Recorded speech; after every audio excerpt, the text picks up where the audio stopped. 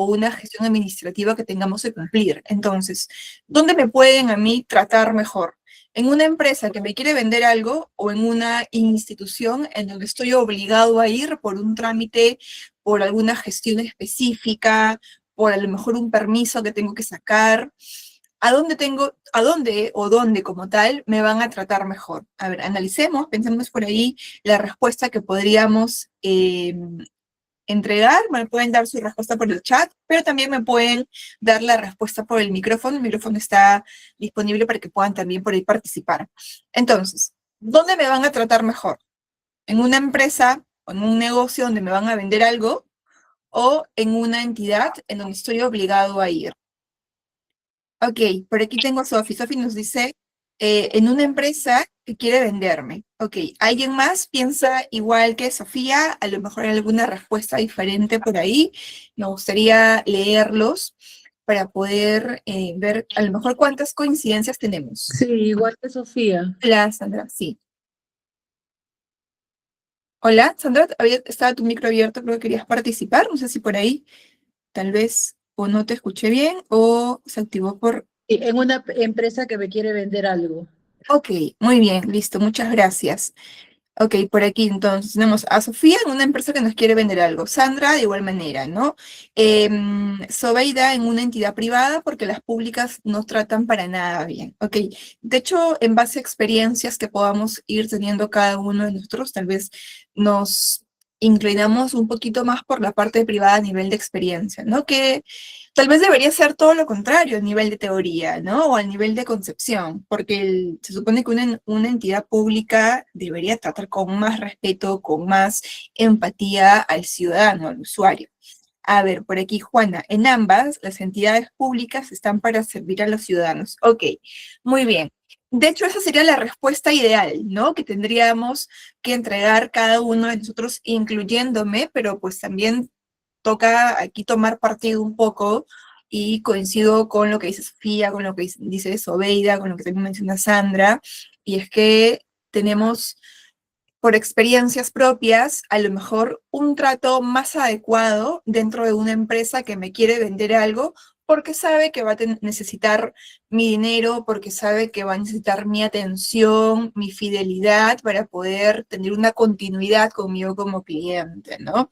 Pero como les decía, lo ideal hubiera sido que tal vez esa experiencia también sea en una entidad pública, en donde estamos obligados a ir y que también la experiencia debería ser buena. ¿Por qué? Porque representa al Estado, ¿no? Porque son servidores públicos, como bien lo comentaba Juana, están para servir al ciudadano y el enfoque también debería estar basado en experiencias positivas. Sin embargo, hay mucho que ahí diferenciar porque como bien sabemos, el nivel de inversión a nivel de mejora de experiencias o a nivel de mejora de procesos o de repente el hecho de tener un departamento de experiencia de cliente no es tan presente en la parte pública.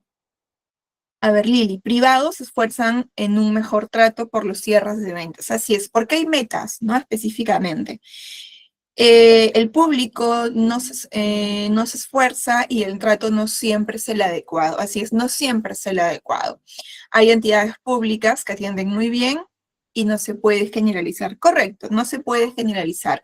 Podemos hablar de repente, como les decía, mucho desde las experiencias propias, pero sabemos muy bien que hay entidades en las que de repente sí son muy eficientes y entidades en las que tal vez no lo es tanto, ¿no? Pero todo tiene un porqué, porque tampoco deberíamos estigmatizar al sector público y decir, no, te tratan de manera inadecuada porque es público, porque le pertenece al Estado. No, también hay factores y como lo dice Juana, hay entidades que sí funcionan como deberían de funcionar y te entregan lo que necesitas desde el pensamiento hacia el cliente o hacia el usuario, en este caso como el ciudadano. Entonces, no todo es negativo para el sector público, ¿no? Entonces, vamos a ver por qué sucede de repente que nosotros, de primera mano, hemos respondido que la empresa me va a tratar mejor a una empresa, a una entidad pública. Veamos, sucede porque tenemos sector privado y sector público. El cliente en el sector privado tiene la posibilidad de poder elegir. porque marcas hay muchas que te vendan el mismo producto, lo mismo, hay un montón también. Sin embargo, en el sector público, el ciudadano no siempre puede elegir, no está supeditado a ir a una entidad específica. Si hablamos de Perú, de repente, si quieres hacer un trámite a nivel de identidad, no puedes ir a ningún otro que no sea RENIEC, ¿no? Si quieres un trámite a nivel, a lo mejor tributario, no hay ningún otro que no pueda hacer a nivel de SUNAT, a nivel, a lo mejor, de registros públicos o a nivel de trámites de inscripción, tampoco, no hay ningún otro que no sea SUNAR.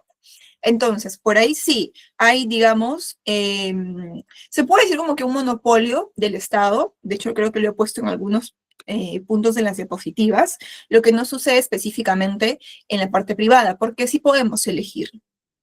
Entonces, hay competencia, lo cual incrementa en este caso el nivel de esfuerzo para poder fidelizar o para poder entregarle lo mejor al usuario o al cliente. Acá creo que lo he puesto, lo de monopolio. Ajá, acá lo he puesto. En la parte pública hay un monopolio porque todo es de un solo sector o todo es de una sola entidad máxima, que es el gobierno, ¿no?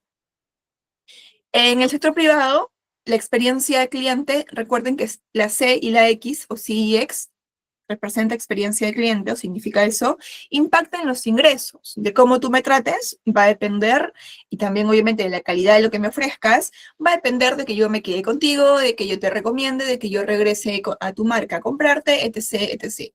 Entonces, sí impacta en los ingresos. En la parte del sector público, impacta en la confianza, ¿no? Y impacta en la legitimidad, como bien lo dice. Impacta en que el usuario se lleve y generalice el paradigma de que en la entidad del Estado es una pérdida de tiempo, de que en la entidad del Estado te tratan de manera inadecuada, de que no te dan la información suficiente o no te explican correctamente las dudas que tú puedas tener para algún trámite que necesites. Entonces, se estigmatiza por ese lado. Digo, se estigmatiza, o sea, que puede ser como que también no, porque como bien lo decía Juana, hay entidades que sí, hay entidades que no, entonces no podemos generalizar. En la parte privada hay un error, que es la pérdida de clientes. Si es que no hacemos todo lo que ya hemos venido trabajando en el curso de calidad, en el curso de diseño, pues, ¿en qué error podemos caer? En la pérdida de clientes.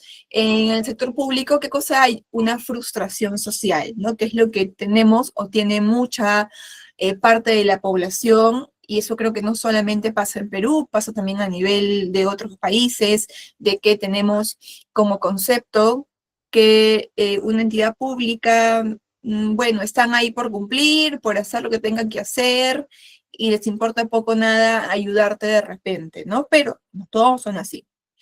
Tenemos en la parte privada una regulación flexible, porque obviamente se escucha al cliente, obviamente se analizan a lo mejor los diferentes problemas que se puedan presentar y en base a eso se acciona. En la parte pública hay mucha regulación y tal vez eso es lo que no permite esa flexibilidad, ¿no? Hay una regulación específica, hay un procedimiento, hay una normativa específica, lo que no permite que precisamente a veces hayan excepciones a algunos trámites o algunas gestiones y es lo que muchas veces lleva al ciudadano a pensar, bueno, no están pensando en mí, solamente están pensando en zafarse de mí lo más rápido posible y pasar al siguiente trámite, ¿no? Soy un ticket más, ¿no? Entonces, o soy un trámite más, una gestión más para ellos. Pero no tanto va por ese lado, también va por cómo lo enfoca el que te atiende, ¿no? De cómo te hace sentir. Pero sí es verdad que hay mucha regulación, sí es verdad que hay mucha normativa interna, mucho procedimiento, como les decía, que a veces impide que haya esa flexibilidad que el sector privado sí la tiene. Entonces, veamos el sector público. A ver, la experiencia del cliente como diseño institucional dentro del sector público. He tratado de hacerlo lo más general posible, teniendo en cuenta que hay chicos que son de Perú, chicos que también son de otros países, pero hay ejemplos que sí he tomado de acá. La teoría la he trabajado general. Entonces, la experiencia, ¿qué cosa refleja? Refleja, por ejemplo, qué tan accesible es el Estado. Por ejemplo, si yo quiero crear mi negocio y lo voy a formalizar ante una entidad pública, si me ponen un montón de pasos, un montón de requisitos, el usuario muchas veces no lo ve como eso, ¿no? No lo ve como una serie de requisitos, lo ve como una serie de trabas que le impiden hacer fácilmente la inscripción de su negocio. Entonces, está también esa concepción del usuario, ¿no? Requisitos por cumplir, que es parte de la formalización, lo ve también como traba, y no necesariamente es así, pero eso hace ver qué tan accesible es el Estado ante el ciudadano, qué tan empático es a nivel de la cantidad de trámites también que le puedan pedir, qué tan comprensible resulta ante una problemática, ante un caso, ante alguna falta a lo mejor que pueda tener el usuario. Les he puesto un ejemplo sencillo, un trámite confuso, ¿qué cosa comunica? Comunica que el sistema importa más que tú. Por eso está esa idea de bueno, somos un ticket más, ¿no? Somos una gestión más. Entonces, por ahí es que se tiene esa idea o esa concepción, como les decía, de que me piden muchos trámites para poder formalizar mi negocio. Ay, no, por eso es que hay mucha informalidad, porque el Estado te pone trabas. En Perú, al menos, no es nada complicado poder formalizar un negocio. Hay otros temas de trasfondo ahí que tienen injerencia de por qué no se formalizan muchos negocios, pero bueno, ese es un tema aparte. Pero, ¿cómo lo ve la gente? Como les decía, como trabas. Y eso que le da como pensamiento, que el trámite es confuso, que no sabe a dónde ir para obtener cierta documentación, para poder formalizar ese negocio que quieren emprender, y que, bueno, pues el sistema se la pone muy difícil y por eso no van por la parte legal, ¿no? No van por la parte formal. El ciudadano no quiere hacer trámites, quiere resolver su necesidad. Y de hecho, hay varias estrategias que los gobiernos utilizan para poder facilitar o para poder, en este caso, hacer mucho más sencillos diferentes trámites o diferentes gestiones. Por ejemplo, de que no tengas la necesidad de irte de manera presencial, que eso sí es muy cierto, que si vamos a una entidad pública, el trámite es inmenso a nivel de tiempo, porque hay mucha gente, hay muchos tickets de atención, el personal tampoco no se da abasto muchas veces, ¿no? Y yo les contaba, no sé si fue la clase pasada o en el curso de diseño, que tengo mi DNI vencido, o sea, vencido hace unas semanas, entonces he intentado hacer el trámite de la renovación, por ejemplo, a través de la web, y la web me rebota el trámite. Tengo que ir presencialmente, pero la verdad es que las colas son cuadras de cuadras de cuadras de cuadras, entonces es complejo por ahí, ¿no? Entonces, hay alternativas que el Estado maneja como soluciones a esas dificultades que el usuario pueda tener a nivel físico, a nivel presencial, que son las digitales, pero que muchas veces también esas soluciones digitales, por ejemplo, tienen ciertos errores, ¿no? RANIC, por ejemplo, en Perú, tiene varios errores. Entonces, ahí viene lo que les mencionaba. Uno de los trámites que ahora el Estado ha implementado, o que muchos han implementado por ahí, es poder digitalizar citas, vas a la hora específica en la que te han citado y así no estás esperando colas de colas para poder ser atendido por turno, ¿no? Lo que trae como resultado una reducción de colas. De hecho, esto se implementó en pandemia. Y también información previa clara, ¿no? Información que puedas encontrar en la página web, por ejemplo, del Estado, y poder ahí ver más o menos qué es lo que te van a pedir. Entonces, el usuario o el ciudadano como tal, nosotros, ciudadanos de a pie, ¿qué cosa no queremos escuchar? El típico, venga temprano, haga cola y vea qué pasa. Eso es algo que sucede bastante, ¿no? Si lo hablamos, sobre todo, por ejemplo, a nivel salud, y bueno, es una realidad que tenemos al menos en Perú, y es que si quieres que te atiendan a la hora que te han citado, por lo menos, si te han citado a las 10 de la mañana, tienes que ir por lo menos 7 de la mañana, ¿no? El seguro, y esto es, y antes si puedes hacer tu cola o si vas a hacerte un análisis, lo mismo sucede, ¿no? Entonces, por ahí tenemos esas típicas frases que lastimosamente sí impactan mucho en la experiencia que como ciudadanos o como peruanos, o independientemente de la nacionalidad que podamos tener, percibimos del Estado, de las entidades que las representan. Entonces, por ahí sí hay un dolor que tenemos y que muy difícilmente se pueda revertir en un corto tiempo, ¿no? Hay una herramienta que se utiliza, que es la matriz de impacto, una matriz de impacto que es F&F, por ejemplo, que hablamos de los tiempos de duración de los dolores que puedan percibir los clientes y en cuánto tiempo se pueda atacar ese dolor del cliente para poder solucionarlo a nivel de experiencia. Y pues a nivel de estado podemos decir que eso no es un dolor que se pueda solucionar en un corto plazo, ni en un mediano plazo, ¿no? Y esto es todavía, entonces hay muchísimo que mejorar, sobre todo a nivel de América Latina. He tenido la oportunidad de salir fuera del país y hacer alguna gestión por ahí, y la verdad es que todo es digital. No hay necesidad de que hagas, o que te vayas precisamente a una entidad pública a hacer un trámite, porque lo haces a través de un buzón digital, tienes un ticket de atención, tienes un código de seguimiento y tienes una información, una retroalimentación constante vía tu correo, y vas por ahí viendo cómo va tu trámite, ¿no? Y no hay necesidad de que aglomeres de repente una entidad pública, como sí pasa en muchos países de América Latina. En Perú, los que somos de acá, sabemos que es ahí como que la patita débil de la mesa, ¿no? De donde cogíamos como país, así que, bueno, nos falta mucho por mejorar en ese sentido. Y no tiene tanto que ver con la persona, porque aquí lastimosamente, por ejemplo, ¿qué ocurre, no?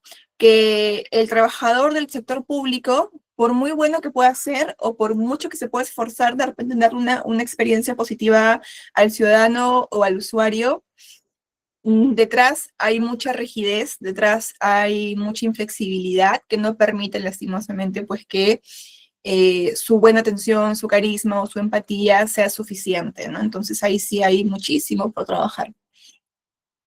Enfoque de experiencia mínima digna, que es lo que necesitamos como seres humanos, ¿no?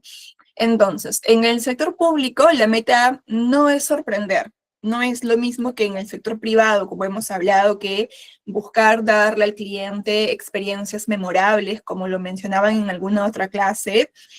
Acá lo que se busca no es eso, ¿no? No es sorprender, es en este caso no humillar, darle, como le dice ahí, una atención mínima digna. ¿Por qué? Porque sabemos que dentro del Estado o dentro de las entidades públicas, las personas que acudimos a ser atendidas somos personas de diferentes culturas, con diferentes niveles educativos, con a lo mejor con diferentes etnias también, con diferentes lenguajes. Entonces lo que se busca es no humillar, sino tratar dignamente al ciudadano, y eso es algo que yo he podido evidenciar desde lo que puedo haber, les he contado, creo que ustedes, ¿no? El curso de calidad lo he hablado, creo, que una de mis mejores amigas, no, mi mejor amiga, es jefa del departamento de programas sociales de Chiclayo, donde yo soy de provincia, y veo, por ejemplo, desde su lado cómo si buscan ir revirtiendo todos estos actos negativos que la población ha podido percibir de los servidores públicos, ¿no? Entonces lo que se busca es eso, responder a no humillar al usuario de repente por la condición que pueda tener a nivel social o a nivel económica, no confundir al usuario, y también no hacerle perder el tiempo, que es muchas veces esa percepción que se tiene, que no solamente pasa por un sector público, también pasa por un sector privado, pero en el público es mucho más, ¿no? Porque los recursos a veces son insuficientes, lastimosamente, y los chicos o los trabajadores que están de cara al público hacen lo mejor que pueden con lo que tienen, ¿no? Y lastimosamente a veces, como les decía, eso no alcanza. A ver, en el chat, Miss Diana, ¿cada entidad del Estado tiene sus propias insatisfacciones? Sí, tiene sus propias dolencias, es cierto. Si tuvieran buzones digitales y un profesional que gestione dichos reclamos, los clientes estarían menos insatisfechos, sería un avance progresivo. Así es. Lo que pasa es que también hay algo como, ¿cómo decirlo? Como ciudadanía, tal vez, o como país, vamos a tomar a Perú, que Lee también es de acá de Perú, que no toda la población lastimosamente tiene acceso a la digitalización, ¿no? Porque el Estado sí tiene sus canales digitales para poder atenderlos. No son muy eficientes, es la verdad, pero los tiene. Funcionan a veces sí, funcionan muy pocas veces no, pero por ahí hay muchos sectores de la población que entiendo pasa también por realidades en otros lados, en otros países, que hay población que no está del todo digitalizada, hay ciudadanos que a lo mejor necesitan una atención presencial sí o sí, porque la zona en la que ellos están no hay de repente una unidad descentralizada, de entidad pública, y a lo mejor no tienen una buena señal a internet, o no hay internet de repente, o no hay luz. Entonces, así como debería avanzar, como lo mencioné Ali, la parte de tener buzones digitales, un profesional que pueda gestionar todos estos trámites o todas estas necesidades, también debe ser un trabajo en paralelo por parte del gobierno de ir, en este caso, mejorando la educación digital o mejorando, en este caso, la infraestructura digital del país o de ciertas zonas que muchas veces son zonas vulnerables, ¿no? Porque tienen recursos menores a nivel no solamente económicos, culturales y obviamente digitales, ¿no? Eso sí es una realidad que tenemos como país y eso lo vemos en las noticias de manera constante. Entonces hay falencias también, ¿no? Que no solo son competencia de la entidad pública, también es competencia del gobierno propiamente dicho. Por lo tanto, la estrategia de la experiencia de cliente en el sector público se basa en erradicar fricciones básicas que son críticas para el cuidado, ¿no? Y eso es totalmente cierto. Que se viene trabajando, yo sé como les decía, porque tengo allegados al sector público a nivel de municipalidades y otros puestos más, que sí vienen trabajando en esto desde lo poquito mucho que puedan hacer, pero como Lilo menciona, es progresivo y se necesita en este caso un trabajo en conjunto, ¿no? Una concientización en conjunto, que realmente es para lo que están, ¿no? Para servir al ciudadano. Vamos a ver un poquito de la priorización por impacto social. No todos los trámites tienen el mismo peso, y eso es totalmente cierto. La experiencia del cliente pública estratégica, ¿qué cosa prioriza? La salud, la educación, la identidad y los programas sociales. Y creo que por lo que he estado buscando y leyendo, enfocándome en por ahí, como les decían, que teniendo en cuenta que no todos son de Perú, por ahí la mayoría de gobiernos se enfoca en eso, ¿no? En mejorar los servicios de salud, en servicios de educación, de identidad, de programas sociales, que es lo que realmente se prioriza. Pero aquí la experiencia de cliente, más que el usuario tenga, por ejemplo, una buena experiencia en un consultorio médico o sacando una cita médica, como les he puesto en la diapositiva, aquí más que experiencia es ética, ¿no? Más que experiencia, más que ética, es una experiencia mínima digna para el usuario, para el ciudadano como tal. Entonces, yo he pasado, por ejemplo, hace un par de años fue que tuve un tema de salud recontra complicado, por lo cual estuve internada casi un mes, y me pasó que, por ejemplo, mi tratamiento lo llevé la gran parte en clínica en particular, costeándomelo obviamente yo, y luego conforme iba mejorando y ya el doctor por ahí me dijo, pero hija, bueno, puedes de repente llevar ya la otra parte del tratamiento vía el seguro, ¿no? Vía esa salud, porque pues a lo mejor se te hace más económico porque ya estás en una etapa en la que ya no hay ningún riesgo. Entonces, por ahí, bueno, accedimos a eso, sacamos cita, me pidieron llevar todos mis análisis, los presenté y la doctora me dice, bueno, vamos a hacer tu siguiente control porque tu tema por ahí está controlado, y cuando me voy a sacar la cita, que la doctora me había citado después para 3 meses, que era mi control trimestral, me dan bajo a admisión y me dicen con una atención nada buena. De hecho, hay un montón de gente y la gente estaba gritando, apurándolos, y también a veces uno comprende el por qué los trabajadores del Estado a veces no son tan abiertos a ser empáticos, ¿no? Porque tienen una presión bastante fuerte. Pero por ahí, o sea, voy y me dicen, no hay consultas, ahorita no hay programación, en 6 meses por lo menos hay que esperar, vamos a llamar, y si no, en 6 meses vienes a preguntar a ver cómo va la programación. Entonces, olvídense, en 6 meses a lo mejor me piden volver a sacar todos mis análisis de nuevo, ¿no? Tuve que volver a hacer todo particular, y ya no a nivel del Estado. Recuerdo que me llamaron, por ejemplo, y me dijeron, bueno, hay atención para la especialidad que necesitas, en este caso era en endocrinología, en tal hospital, porque en donde ibas la doctora ya no está, ahora hay un doctor en otro hospital. Si puedes y quieres, está disponible esta fecha. Entonces fui, acudí, y el doctor me dijo, todo lo que te han sacado anteriormente ya no está vigente, tienes que volver a sacarte todos los análisis. Me dio la lista, me dio la orden, me fui a sacar análisis que me habían pedido como 8 análisis, de los cuales me pudieron hacer solo 2 o 3, recuerdo, porque no habían reactivos. Entonces, es todo un tema a nivel de salud. ¿Se prioriza? Sí. ¿Se entrega dignamente al usuario? No. ¿No?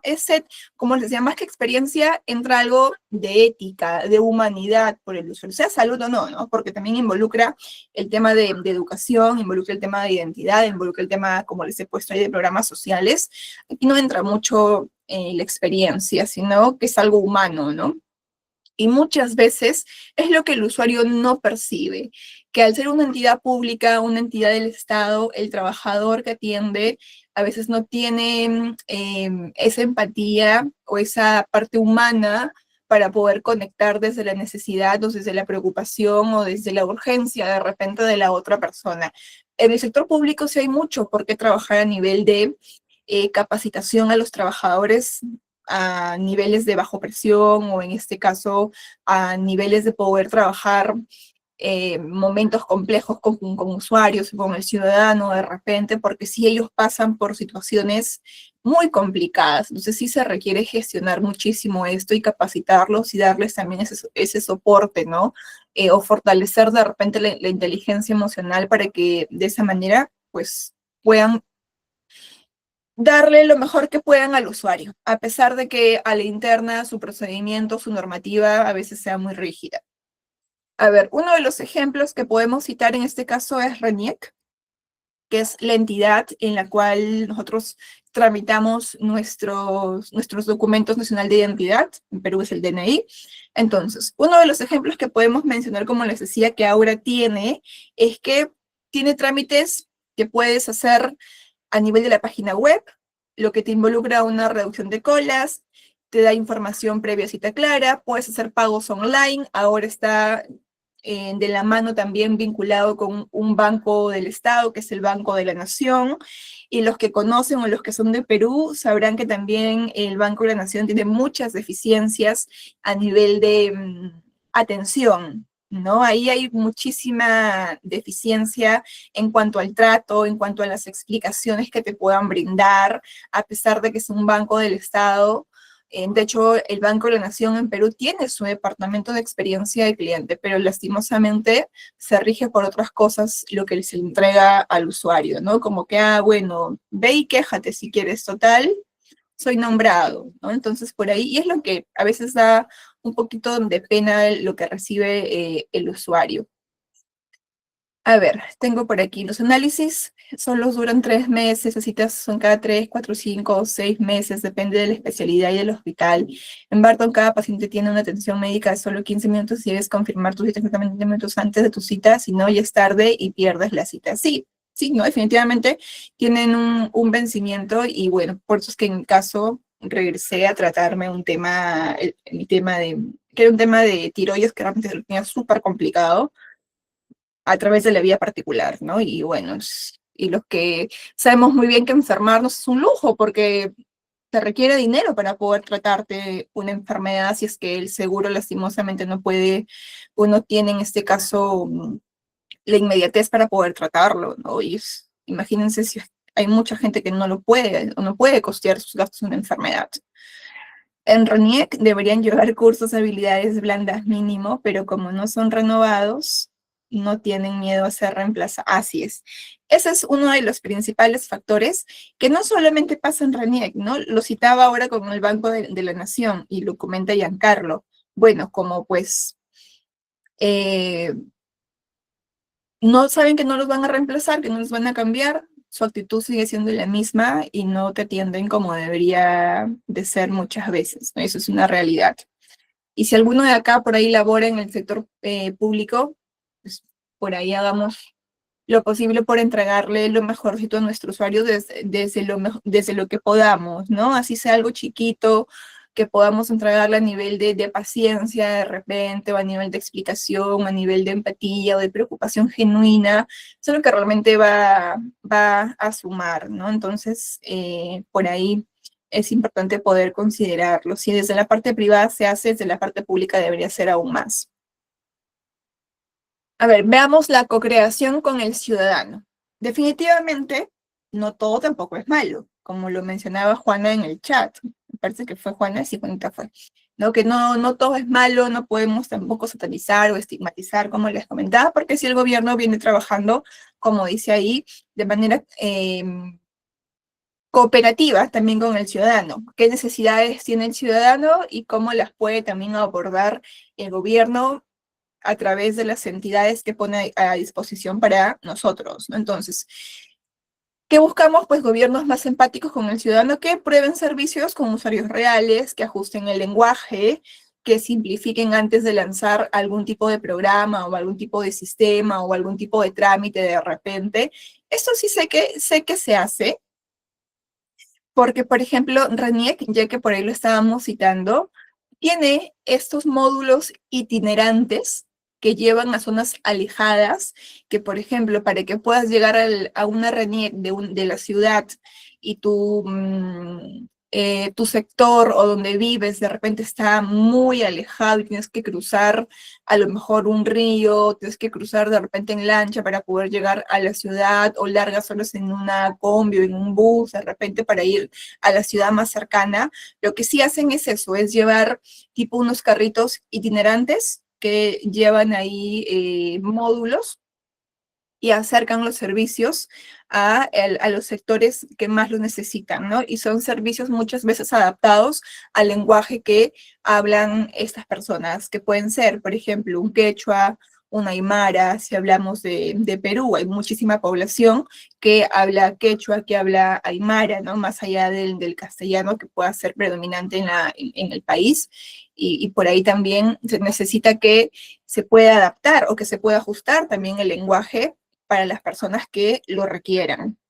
Entonces, en experiencia del cliente pública, lo importante es escuchar antes de imponer. Otra de las entidades que podemos citar a nivel de Perú es la mejor experiencia pública. Muchas veces es menos pasos, menos requisitos, menos vueltas.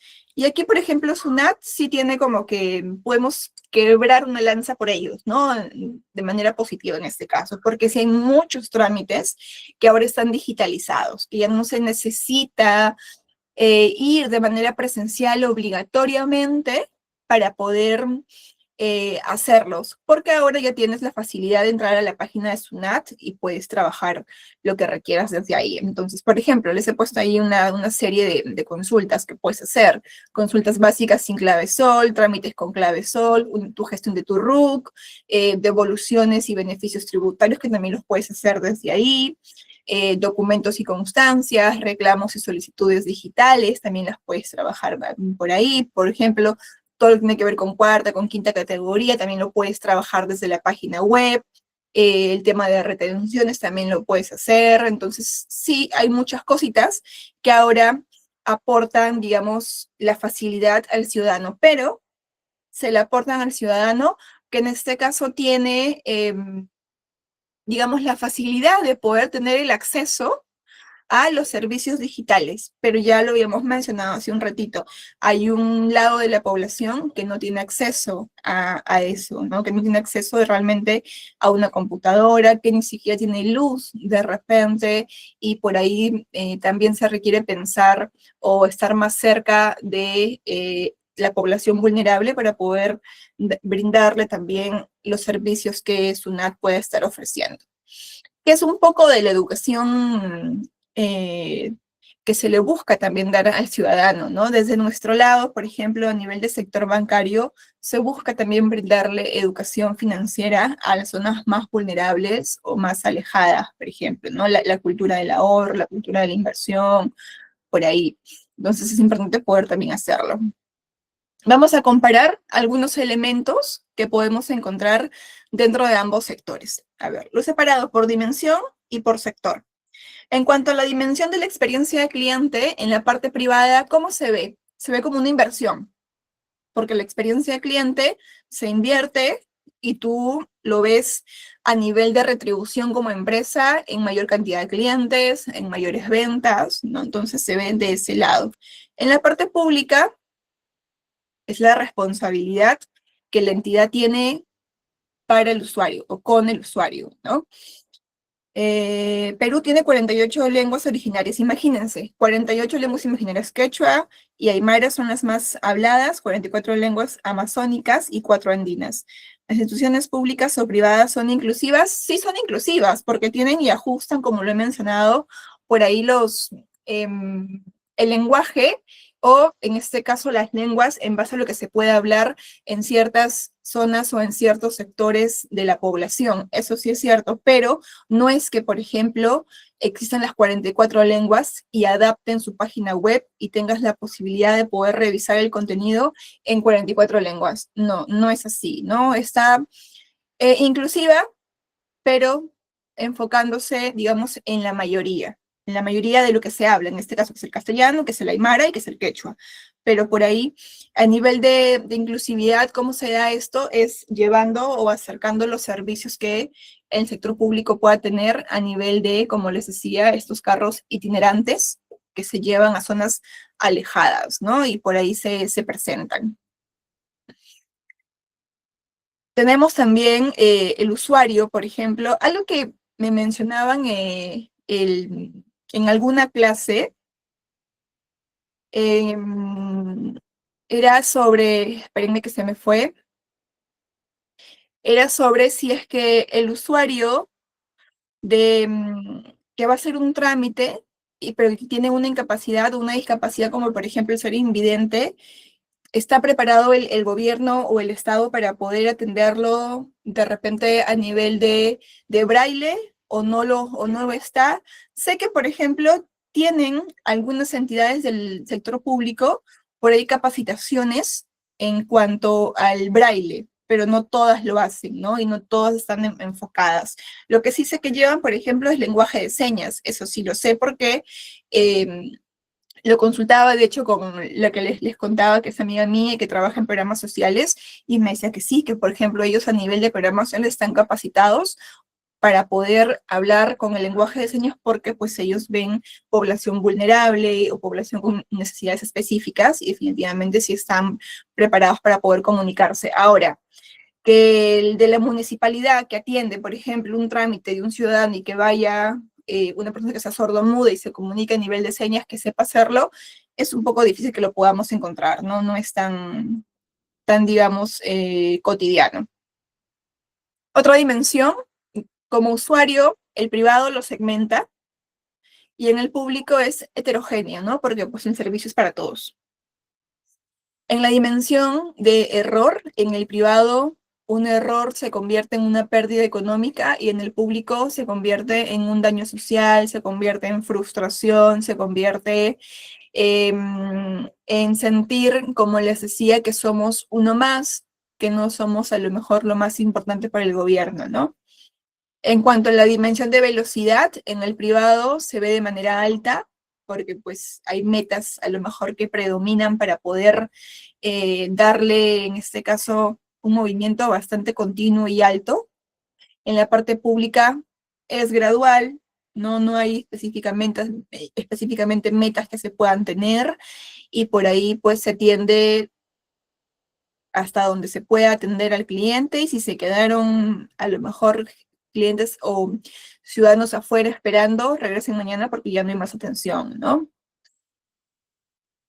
Listo, vamos con la siguiente diapositiva. Ah, no, perdón, me falta innovación. En innovación el privado es constante, eso sí es cierto, porque el privado innova constantemente en tecnología, ¿no? Y eso lo podemos ver en diferentes rubros, en diferentes segmentos, que sí, que el gobierno no lo hace tanto, pero sí la parte privada constantemente busca avanzar en ese sentido. En la parte pública es un poco más pausada, hay más, puede ser un poco más obsoleto de repente en algunos casos, y no se ve tanto como en la parte privada, no es más controlada como les he puesto ahí. hay muchas cositas que se necesitan a nivel de inversión, ¿no? Del Estado en cuanto a gestión de diferentes trámites, pasando por lo de salud, por educación, como les he puesto en la diapositiva anterior, por programas sociales, por denuncias, por ejemplo, a nivel de comisarías. Hay muchísimo por poder invertir ahí y se requiere realmente poder hacerlo. A ver, vamos ahora con el sector privado. Antes de ir con el sector privado, ¿hay alguna pregunta que puedan tener sobre lo que hemos ido viendo de la parte pública o estamos bien con la información? ¿Me avisan, por favor? ¿Estamos bien? ¿O hay alguna pregunta que por ahí tengan? ¿Todo bien entonces? Ok, vamos a ver entonces la parte privada. Ok, acá les he puesto, el sector privado innova para competir, porque si no innova, la competencia obviamente se lo come, ¿no? Se lo lleva con todo. Entonces, el sector público innova para no excluir, que es lo que hablábamos hace un rato, ¿no? De poder estar más cerca de ciertas comunidades que realmente se necesitan. Vamos con la parte privada. La estrategia de cliente o la experiencia del cliente como estrategia de negocio, no como área, ya lo hemos hablado mucho nosotros en el curso de calidad, en la última sesión de cultura, en la clase de diseño, también lo hemos hablado un poquito ayer, de ver la experiencia del cliente como un todo y no como un área específica o no como un responsable específico, así que también vamos a ver un poquito acá. En las organizaciones privadas, la experiencia del cliente no es un extra, como dice, sino es un activo estratégico. Entonces, está alineado al propósito, influye en decisiones de producto, de precio, de canales, de comunicación, y se mide con indicadores claros, como por ejemplo, el nivel de recomendación. Ya ustedes saben, los que han llevado conmigo otros cursos, que es un NPS, que es el nivel de recomendación. Clasifica al cliente en 3 tipos, en promotor, pasivo y neutro. Un índice de esfuerzo, que es el siguiente indicador, que es voy a encerrarlo acá, que es el CES, que en este caso es el Customer Effort Score, que es el nivel de esfuerzo, es cuánto le cuesta al cliente poder hacer una gestión contigo, poder comprarte, poder de repente comunicarse contigo, ¿no? Si, por ejemplo, midiéramos o usáramos este indicador de esfuerzo a nivel del Estado, imagínense, ese indicador estaría pero por los suelos, ¿no? Porque si le preguntaran a un ciudadano, por ejemplo, ¿qué tan fácil consideras que fue hacer X trámite? Del 1 al 5, a lo mejor el ciudadano lo va a calificar como muy difícil, ¿no? O qué tan fácil fue sacar un ticket o fue sacar una cita en el seguro para que te puedan atender, el ciudadano lo va a calificar como muy difícil. Entonces, ahí sí, digamos, esos niveles, esos indicadores no se trabajan mucho porque se sabe la respuesta, lastimosamente, que no va a ser positivo, y eso es lo que, bueno, pues que es una debilidad para la parte pública. Otro de los indicadores que se miden es el CSAT o el índice de satisfacción, que es medir qué tan satisfecho se encuentra el cliente con tu servicio, ¿no? Que sí lo hacen las empresas privadas, porque es lo que va a darnos el indicativo de si el cliente está contento o no está contento con nosotros. Entonces, en la parte privada, la experiencia impacta directamente en los ingresos, totalmente, reduce costos, menos reclamos, menos fricción, menos reprocesos, involucra inclusive que puedas estar menos supeditado a poder caer en un tipo de sanción, en algún tipo de repente de multa que tengas que pagar, aumenta la retención y la recomendación, que es lo que se busca, y fortalece la marca en el largo plazo. Veamos un ejemplo, Netflix. Les pregunto, ¿cuál es la promesa de experiencia de Netflix? ¿Qué nos promete Netflix como marca? A nosotros como usuario. De repente de los que estamos conectados aquí, alguno por ahí usa Netflix o de repente alguna otra plataforma de streaming o de contenido digital, ¿no? Entonces, ¿qué nos ofrece o qué nos promete Netflix? ¿Por qué es que hace que paguemos una suscripción mensual de este servicio?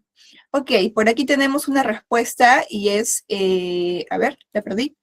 Exclusividad. Ok, ¿qué más? ¿Qué más podría hacer, por ejemplo, que nosotros podamos tomar la decisión de pagar constantemente Netflix? De por qué no es que, bueno, lo contrato un mes y el siguiente mes me desafilio porque algo no me gustó. Lo que sucede es que pagamos un mes y pagamos dos y pagamos tres y pagamos cuatro y pagamos, y sin darnos cuenta vamos de repente varios años consumiendo esta plataforma. Entonces, ¿cuál es su promesa y por qué es que la sentimos a lo mejor como consistente y no abandonamos el servicio?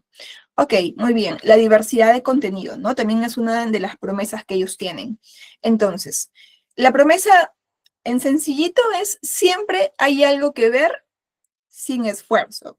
No te compliques. Si ya de repente viste algo y ya yo sé que te gusta, pues yo con mi sistema, en este caso de predicción, que ahí se trabajan diferentes sistemas, como por ejemplo inteligencia artificial, el machine learning, que es el entendimiento del usuario a través de la tecnología, a través de los datos y toda la información que se pueda tener. Bueno, yo te hago recomendaciones en base a lo que tú has visto antes y puede que te guste. Entonces, no te preocupes, no te esfuerces mucho por estar buscando. Yo te voy a recomendar qué cosa ver que te puede gustar, ¿no?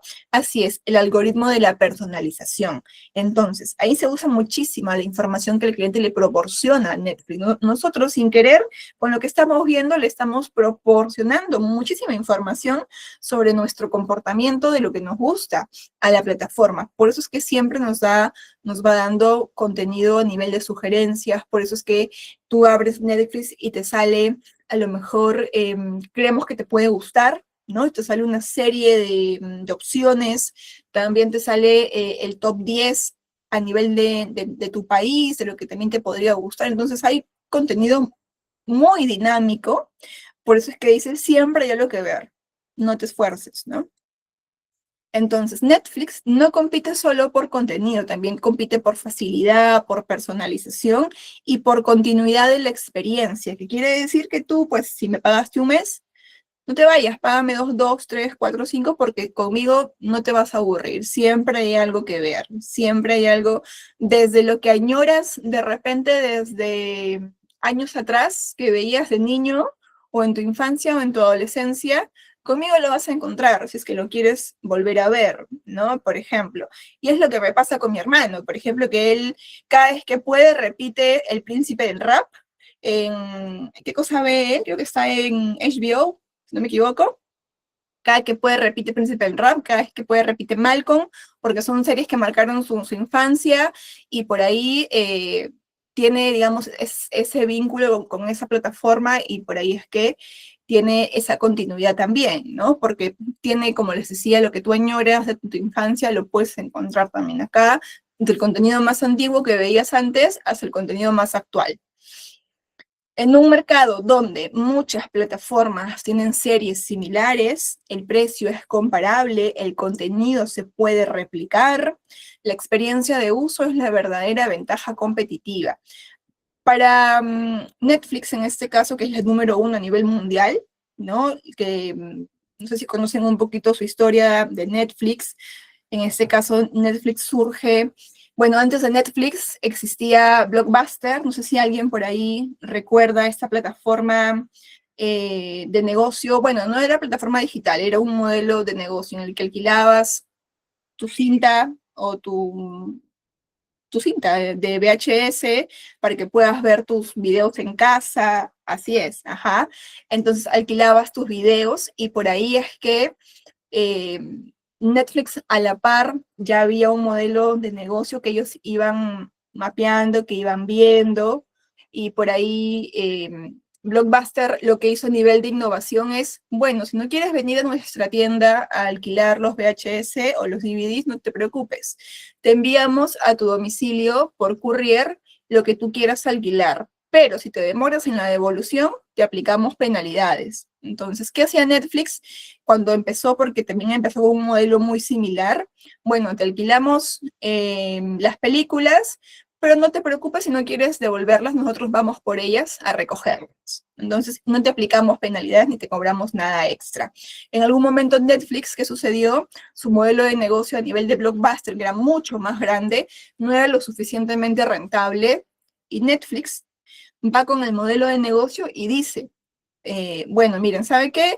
Tenemos esta idea, si bien es cierto, competimos con ustedes, no somos lo mismo que ustedes a nivel de negocio, pero tenemos esta visión de poder digitalizar el contenido, de poder trabajar contenido propio a través de una plataforma digital de streaming.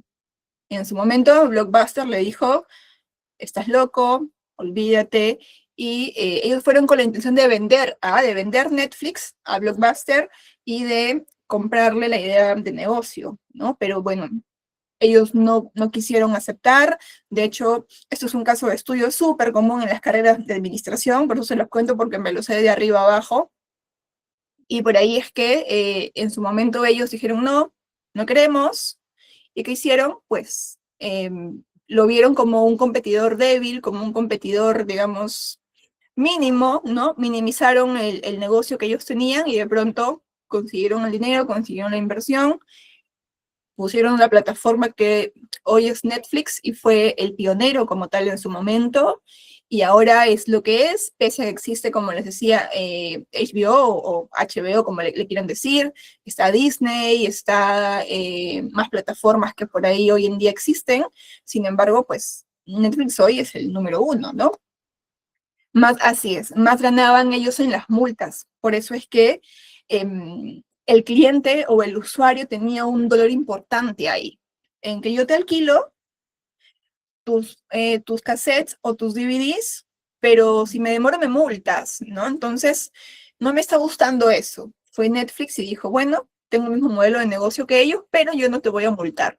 Yo si quieres voy y lo recojo a tu domicilio. Entonces, por ahí es que fueron conquistando un poquito al usuario, ¿no? Netflix fue quien inventó la idea de soltar toda la empresa, toda temporada de golpe. Ah, perdón, estoy leyendo mal. Netflix fue quien inventó la idea de soltar toda temporada de golpe. Esto crea una experiencia de inmersión profunda, sí, de que te quedes atado, ¿no? Al contenido que ellos tienen, sí. Al no tener que esperar una semana para el próximo capítulo, te mantienes dentro del universo de la serie, lo que genera una conexión emocional mucho más fuerte con los personajes. Así es. Totalmente, ¿no? Por eso es que hoy en día es lo que es, como les digo, fueron los número uno y pudieron venir más empresas luego, pero no están al nivel que definitivamente lo tiene Netflix, ¿no? Entonces, Netflix entiende que el mayor enemigo del cliente es no saber qué ver y perder el tiempo decidiendo. Por eso es que, como lo comentaba quien lo puso, Sofía, entiende muchísimo el algoritmo de poder personalizar el contenido que ellos te van a mostrar. Entonces, ¿cómo se traduce esto en experiencia de cliente? Recomendaciones personalizadas. Por ahí nunca falta que una comida, que un almuerzo, que una reunión con amigos de repente, más allá de la recomendación que te pueda hacer Netflix, también pasa por la recomendación boca a boca, ¿no? De que una reunión, como les comentaba, con amigos, con conocidos, oye, ¿sabes qué? Mire, estoy viendo una serie, es un serión, te la recomiendo. ¿Dónde está? En Netflix. Y por ahí vamos inconscientemente recomendando la marca y trayéndole cada vez más usuarios, ¿no? Hay un ranking del top 10 en tu país, que es lo que te dice, bueno, si está en el top 10, algo bueno ha de tener esta película, esta serie, ¿no? Vamos a verla.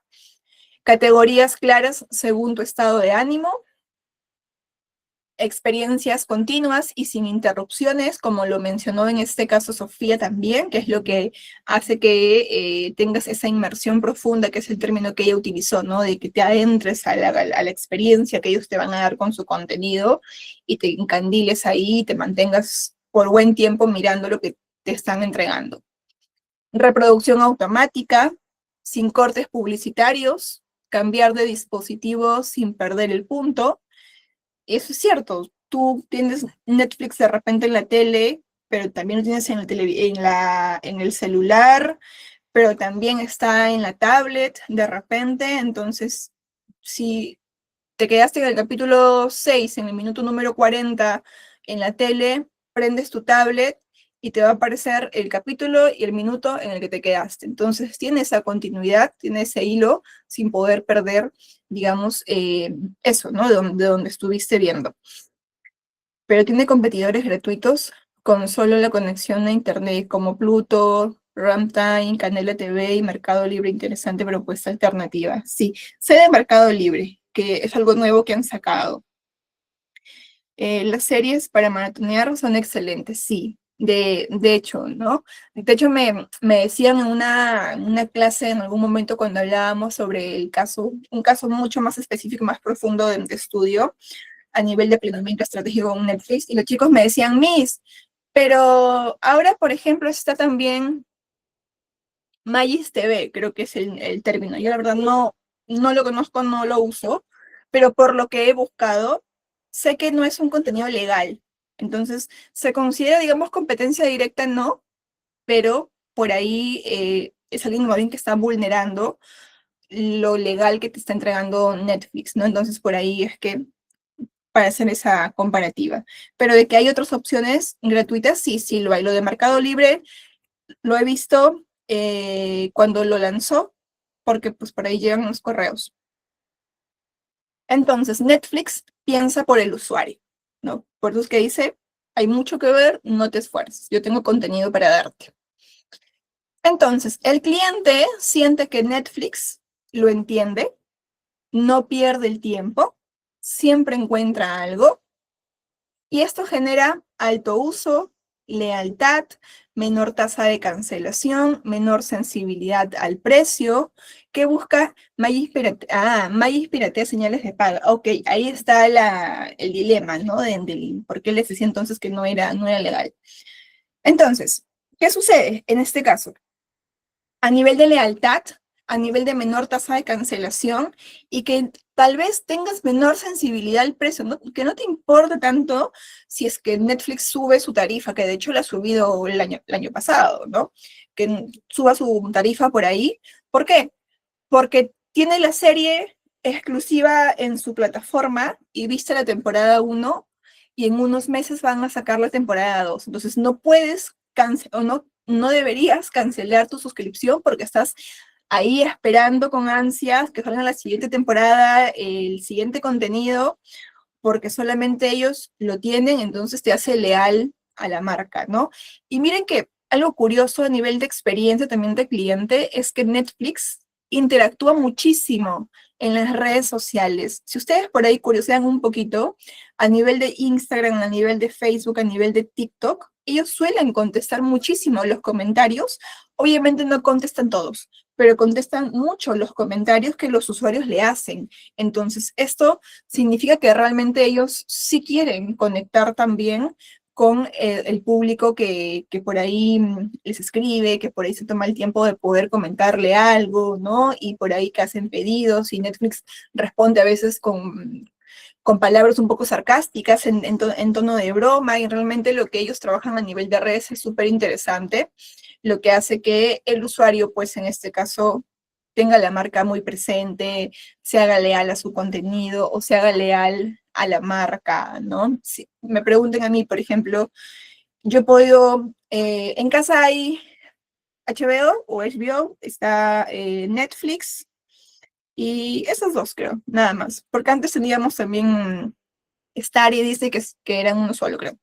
Pero la verdad es que yo muy poco o nada las usaba más que Netflix, mi hermano por ahí sí una más, pero porque se me hacía a mí como usuario la plataforma más,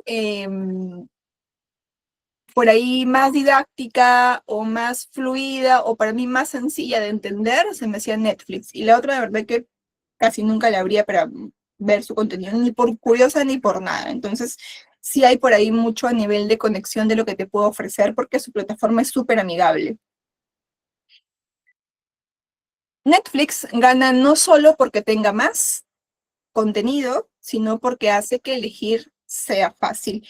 Y esto es algo por lo que también las demás marcas vienen trabajando, ¿no? La competencia, obviamente, de Netflix, que cada vez el contenido sea más dinámico, que cada vez el usuario o el cliente de la plataforma esté supeditado a que, bueno, estoy contigo como marca porque me entregas un contenido que tiene una continuidad. Temporada 1, temporada 2, temporada 3, temporada 4, y estoy ahí pegado a ti como usuario y no te dejo porque me tienes supeditado por eso, ¿no? Por lo que tú me estás entregando como marca, como usuario. Entonces, Netflix también lo que hace en este caso es segmentar experiencias. No todos los clientes viven la misma experiencia. Por ejemplo, a ver, espérenme un momentito. hay un error, creo, aquí en la diapositiva, o estoy bien. A ver. Ya. Ok. Esta diapositiva ya no le corresponde a Netflix. Ha habido aquí un movimiento en las diapositivas, eso tocaba antes del ejemplo, pero igual lo vamos a mencionar. Cerramos ahí con Netflix, pero vamos a ver la segmentación de experiencias, ¿ok?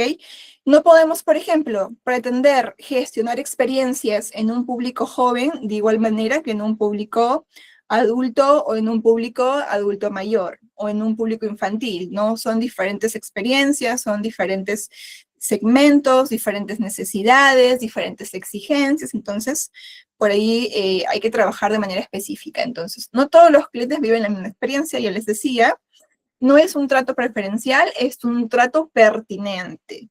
Tratarte de la manera adecuada según lo que tú necesitas, según tu exigencia. Entonces, segmentar permite ¿qué cosa? Aumentar satisfacción real porque no le entrego lo mismo a todos por igual. Lo veíamos en alguna clase de diseño, ¿no? Si le brindas la misma, si crees que todos quieren la misma experiencia o quieren la misma atención, realmente no estás atendiendo bien a nadie o no estás entregando una buena experiencia a nadie. Entonces, aumentar satisfacción real, reducir fricción, usar los mejores recursos o usar mejor los recursos en base a lo que se requiere y evitar forzar al cliente a una experiencia que no desea. Y esto va un poquito con el ejemplo que sigue. A ver, ¿qué segmentos principales tenemos? Clientes digitales, hoy en día, muchísimos, un montón. Clientes tradicionales, también. Clientes B2B, por supuesto que sí. Entonces, ¿cómo son los clientes digitales? Pues quieren, por ejemplo, como principal canal, un aplicativo, quieren procesos 100% digitales, respuestas rápidas y automatizadas y un mínimo contacto humano, ¿no? Porque pues ellos quieren inmediatez.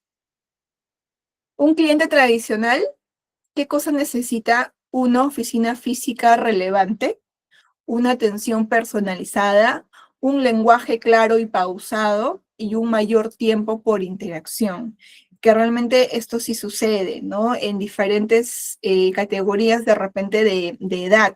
Sucede muchísimo en este caso que tal vez una persona de 40 años, que aún es muy joven, o una persona de 45 o de 50 que también lo es joven, tal vez no porque tenga de repente esa edad, no significa que no requiera o no le guste un canal digital. Por supuesto que sí, pero tal vez a nivel generacional, ¿no? Y por lo que ha venido viviendo a través del tiempo y los cambios a través del tiempo, es que tal vez prefieran un poquito más la parte física, ¿no? La parte presencial, una oficina, el contacto directo, una explicación face to face, como dice ahí, mayor tiempo por interacción, que me tengan paciencia, que me expliquen paso a paso. Sin embargo, no es lo mismo hablar, por ejemplo, de una persona que tenga 18, 19, 20 años, 21, 22, que el ritmo que ellos manejan es muy distinto, ¿no? Que sí, realmente el canal que ellos necesitan es, o requieren, es 100% digital. Y les pongo un ejemplo muy sencillito. Yo no es que sea ni muy chica ni muy grande tampoco. Tengo 34 años, bueno, creo que los cumplo en un mesecito. Pero me pasa, por ejemplo, y se los contaba en alguna sesión, que cuando hablamos de redes sociales, mis estudiantes a veces me dicen, a veces hablamos de TikTok, de Facebook y de Instagram, ¿no? Y su respuesta automática me ha pasado muchas veces, ¿ah? Que los chicos me dicen, Miss, Facebook, es que ya de Facebook no deberíamos ni de hablar, me dicen los chicos, porque Facebook yo no utilizo. Mis compañeros mis tampoco utilizan Facebook. Acá solamente usamos, bueno, la mayoría usa solo Instagram, la mayoría usa TikTok, pero no usamos en nuestro día a día Facebook. Si me preguntan a mí, por ejemplo, como Diana, ¿cuál es tu red social principal? Mi respuesta va a ser Facebook, y tal vez pasa por un canal, por un tema generacional, ¿no? Y tal vez para muchos de ustedes también. Y para muchos tal vez de ustedes puede ser Instagram, que es lo que ahora hoy que está más demandado por el público.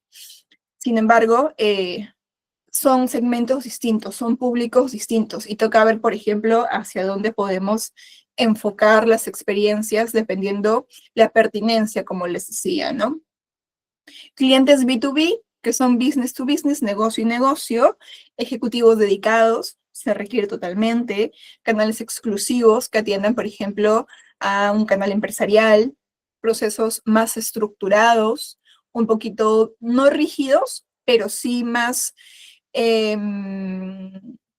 es la palabra, estructurados, para no rebuscarles ningún término adicional, ¿no? Que tenga un orden, un seguimiento continuo, porque sí se requiere a nivel de una atención de negocio. Podría referirse al análisis de sentimientos en Netflix. ¿Es un riesgo a nuestra privacidad o es una oportunidad en la sociedad de la información?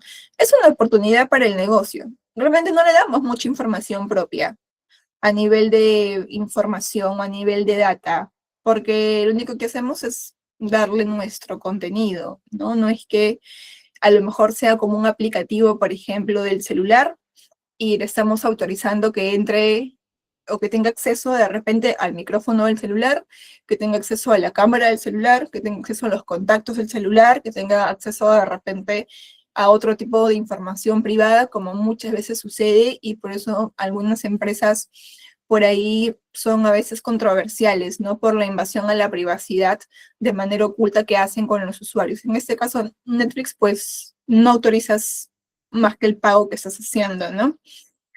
En cuanto al análisis del sentimiento, dame un poquito de ahí de contexto, pero si te refieres, por ejemplo, al termómetro de la experiencia de Netflix, la gran mayoría de usuarios tiene una experiencia positiva, ¿no? Con Netflix.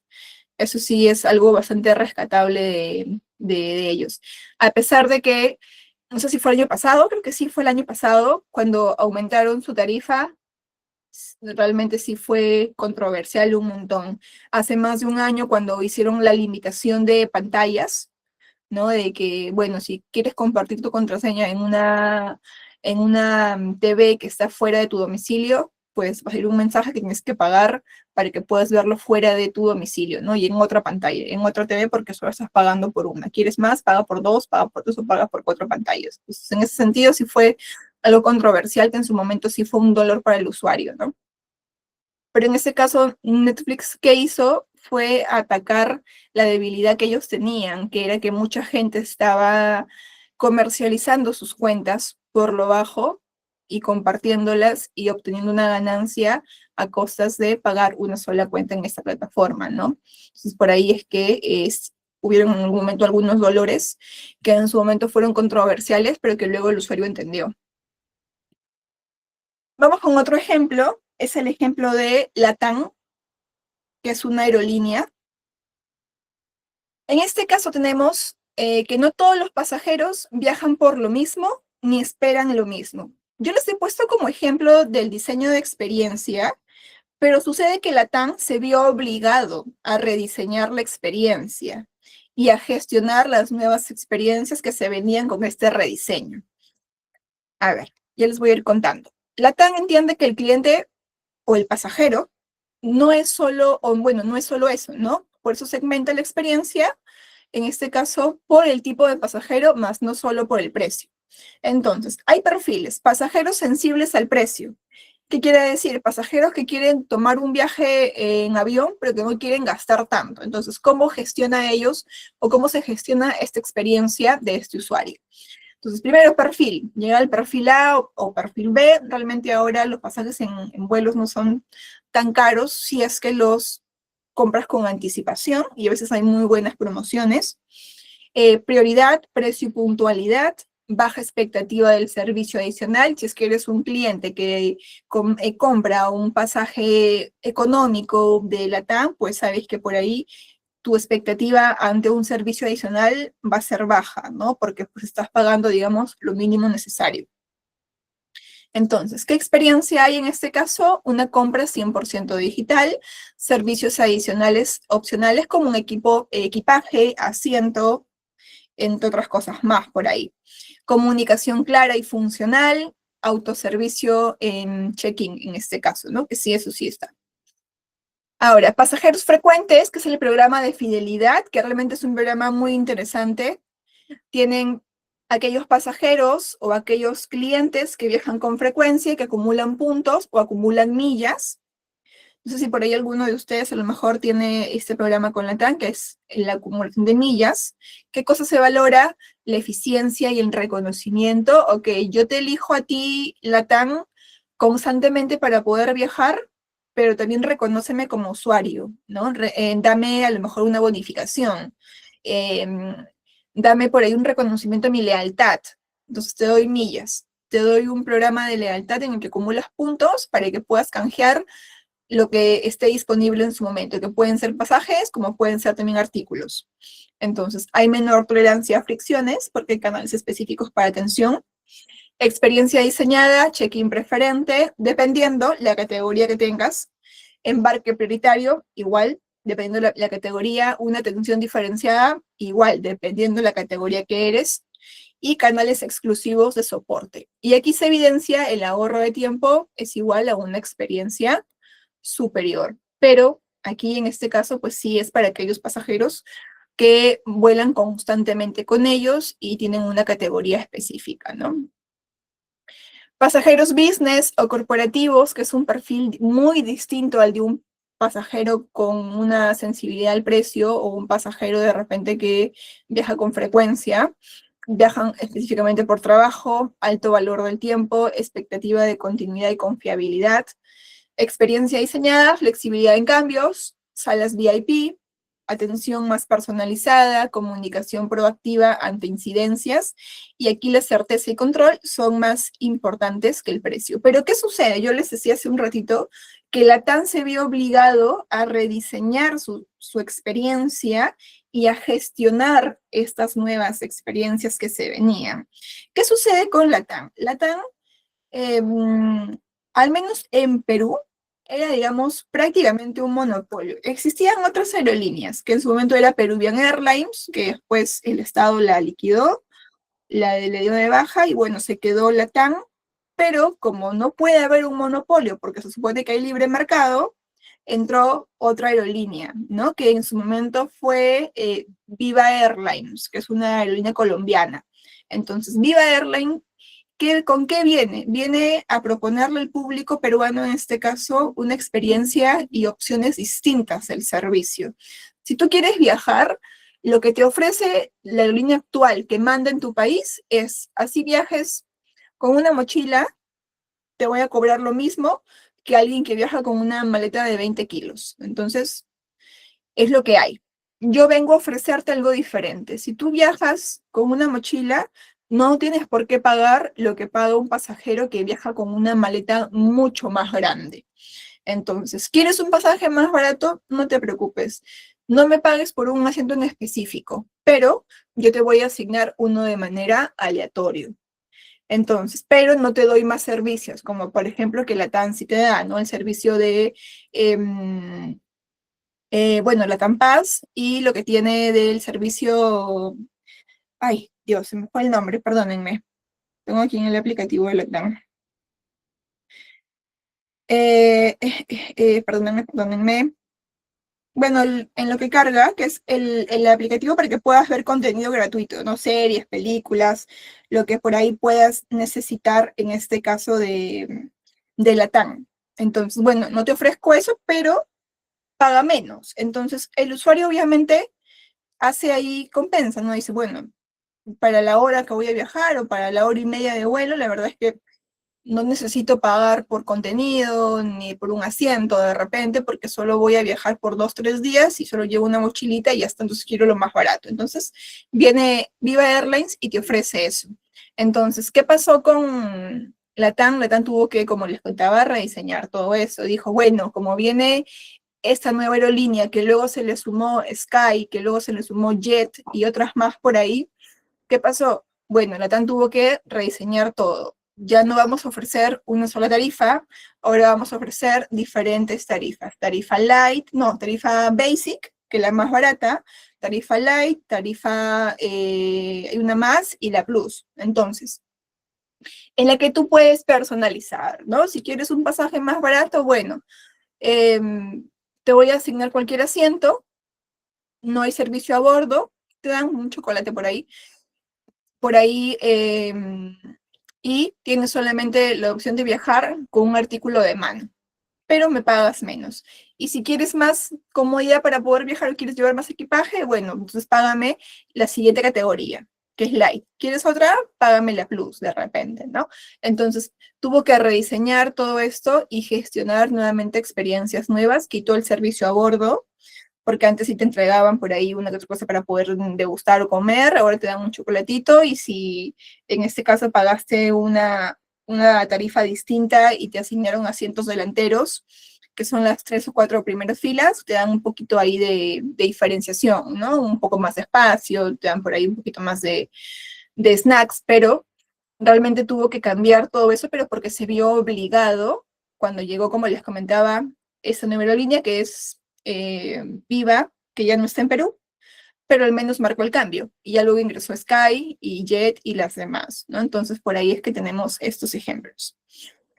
Entonces, segmentar experiencias no es dar más a unos, es dar lo correcto a cada uno.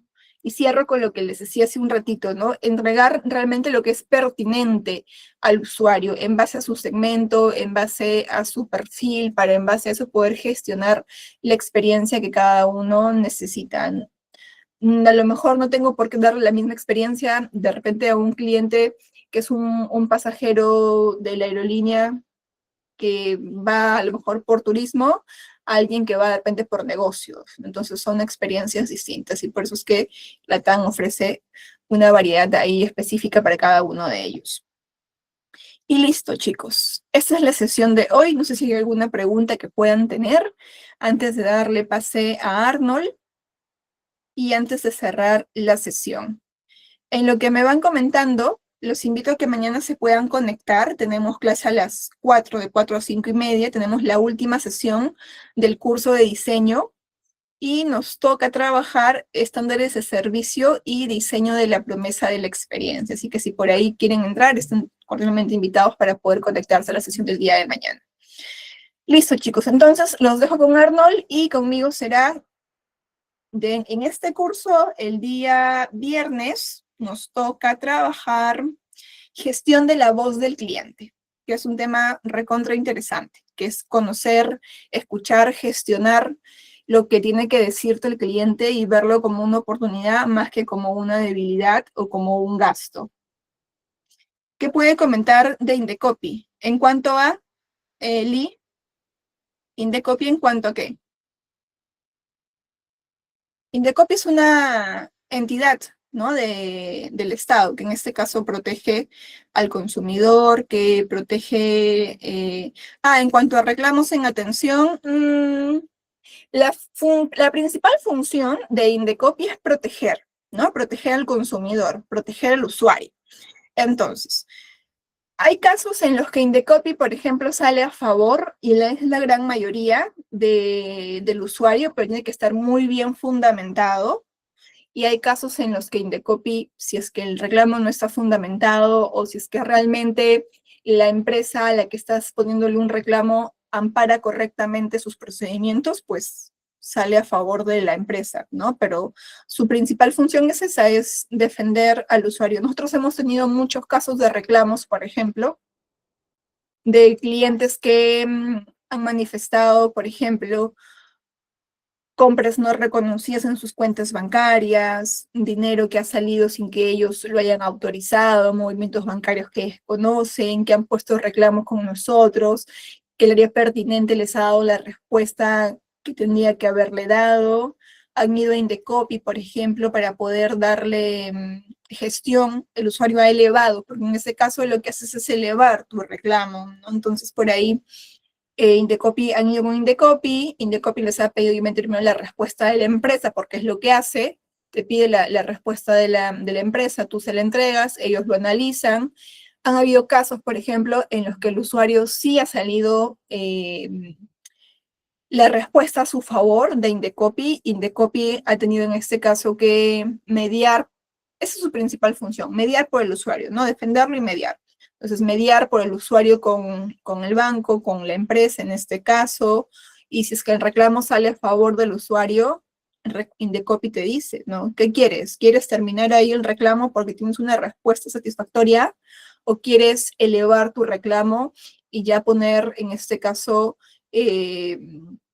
pasarlo por un proceso administrativo que involucra ya otro tipo de proceso un poco más complejo que puede también o terminar beneficiando al usuario o de repente simplemente que queda ahí y ya está, ¿no? Pero esa es su principal función, defender al usuario si es que tiene la razón el usuario bien fundamentada, porque Indecopy te pide de todo, ¿no? Hay un encargado que se contacta contigo por teléfono, que se contacta contigo por correo electrónico, que te va dando un seguimiento, te va dando el feedback o la información de cómo va tu caso, tienes también un ticket de atención, un número en el cual la plataforma también tú tienes que hacerle un seguimiento.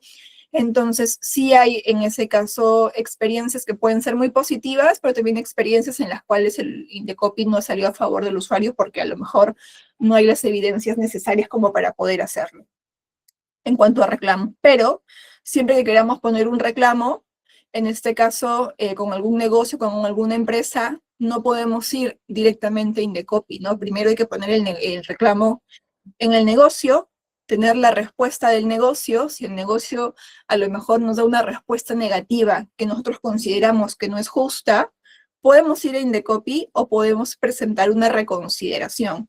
Una reconsideración significa un segundo reclamo para que pase por una reevaluación mi problema. Si aún así tengo una respuesta negativa, igual, puedo ir a Indecopy e Indecopy hace la investigación necesaria, pero te va a pedir los documentos que acrediten que tú estás, digamos, en lo cierto y que se está cometiendo una injusticia y por ahí entra a hacer la investigación y bueno, luego media o se contacta con el negocio y bueno, por ahí van buscándole una solución al usuario, si es que es factible y si no lo es, pues también te lo va a decir, ¿no?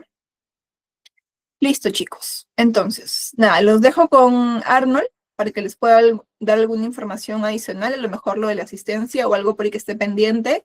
Y conmigo será hasta la siguiente sesión. Cuídense mucho. Hasta luego.